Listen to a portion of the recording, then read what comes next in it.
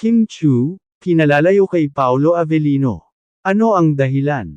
Mainit ang usap-usapan ngayon sa social media matapos lumabas ang balitang may mga taong gustong paglayuan sina Kim Chu at Paolo Avellino.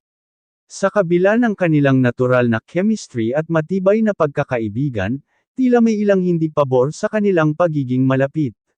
Pero sino nga ba ang may gusto nito, at ano ang tunay na dahilan? Too close for comfort. Mula nang magsama sila sa isang proyekto, lalong lumalim ang friendship ni Kim at Paolo. Madalas silang makita na magkasama, kahit off-cam, at hindi maiwasang mapansin ng fans ang tila totoong closeness at lambingan ng dalawa. Dahil dito, hindi na maiwasan ang mga spekulasyon kung may namamagitan na nga sa kanila. Ngunit ayon sa ilang source, may mga taong tila hindi natutuwa sa kanilang pagiging sobrang lapit.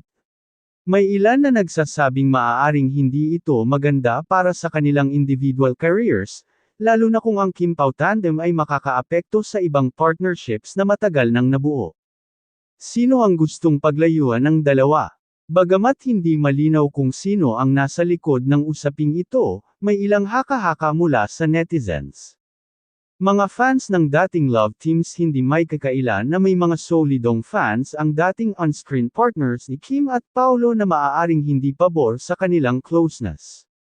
Management concerns, may nagsasabi rin na maaaring may gustong iwasan ang masyadong pagkakaugnay nila para hindi maapektuhan ang kanilang solo projects. May third party na apektado, may ilan namang nagbibiro na baka may taong nagseselos sa kanilang samahan. Kim at Paolo, ano ang real score?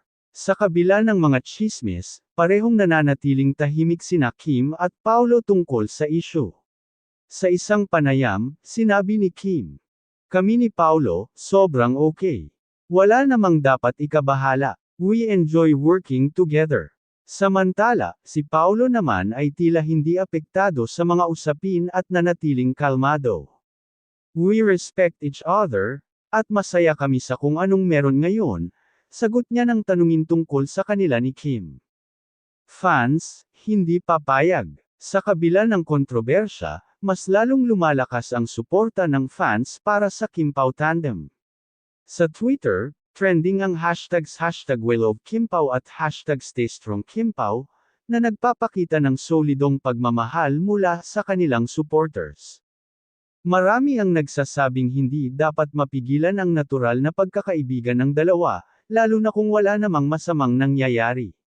Kung masaya sila, hayaan na lang natin sila. Sabi ng isang fan. Ano ang susunod? Sa kabila ng intriga, mukhang hindi naman magpapadala sina Kim at Paolo sa pressure. Patuloy nilang gagawin ang kanilang trabaho at ipapakita na mas matibay ang kanilang pagkakaibigan kaysa sa anumang tsismis na pilit silang pinaglalayo. Kayo, naniniwala ba kayo na may gustong paglayuan sina Kim at Paolo?